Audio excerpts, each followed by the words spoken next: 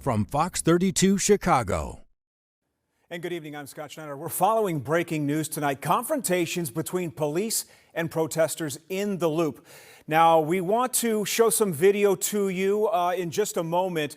A scene near Monroe and Wabash where a red-colored sedan reportedly sped through a group of protesters that have been weaving through the Loop this afternoon.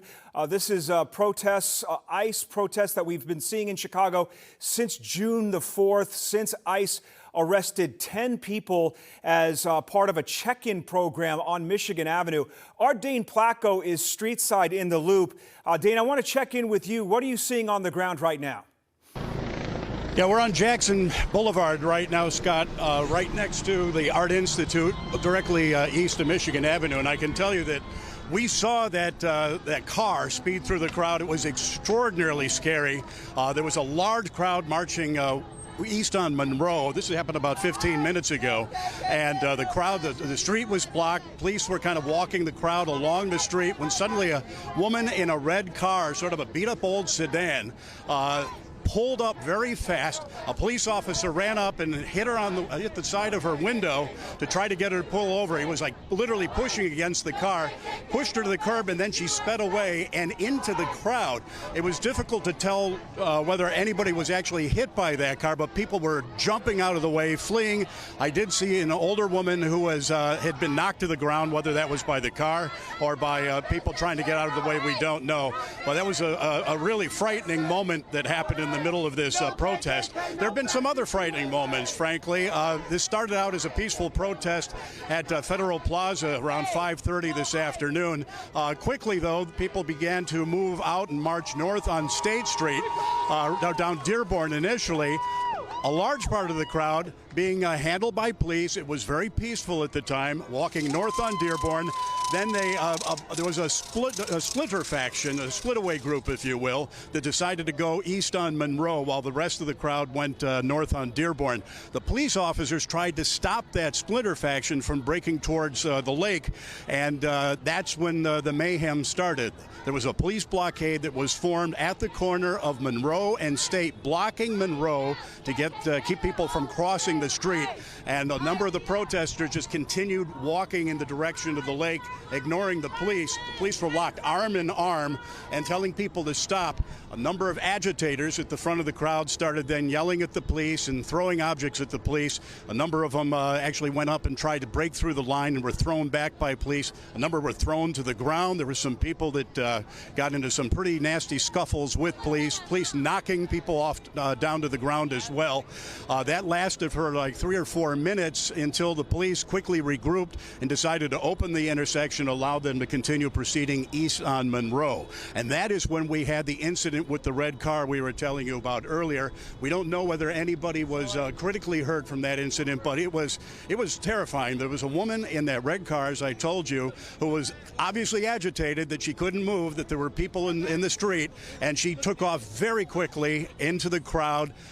People screaming, people yelling, people jumping out of the way, and at least one elderly woman hurt that I saw, although I don't know whether she was hit by the car or she was just shoved by some people trying to get out of the way of the car. Scott, back to you. And Dane, while we're speaking to you, we are looking live, courtesy of Sky Fox, at what appears to be hundreds, if not thousands of people. They may be marching on Michigan Avenue. What can you tell us about the police presence on the ground?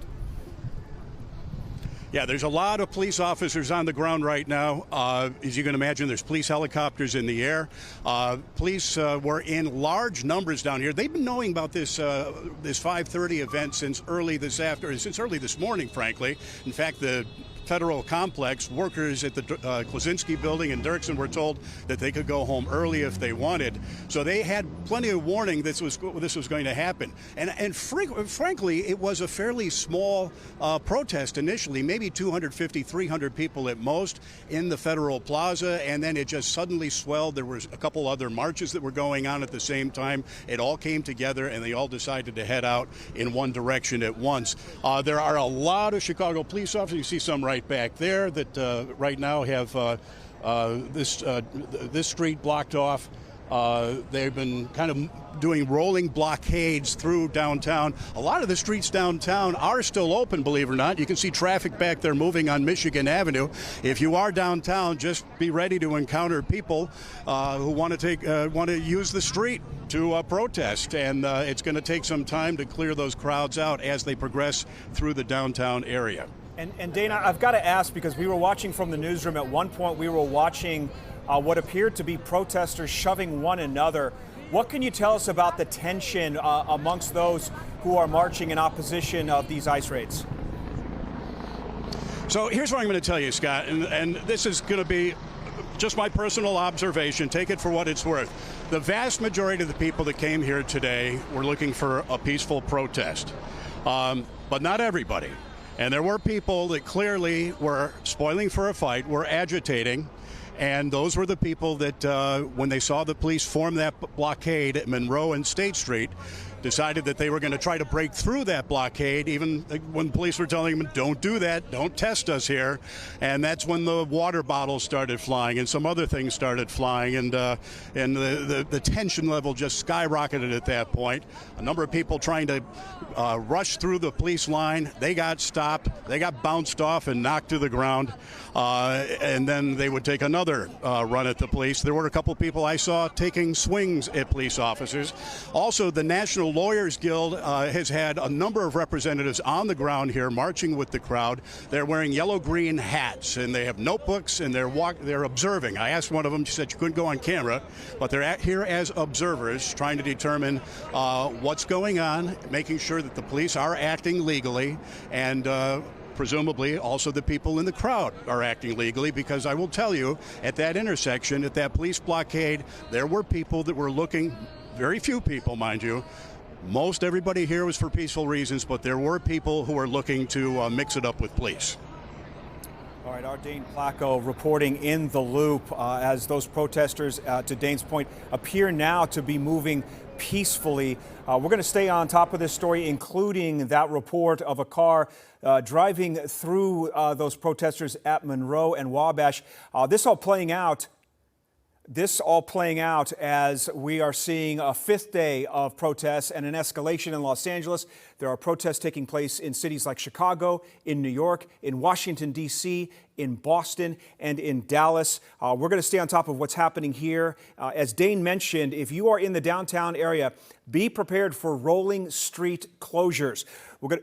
Lakeshore Drive included. So we're going to stay on this story for you. We'll have more updates as they are necessary. And we will see, of course, for more news tonight at 9 o'clock.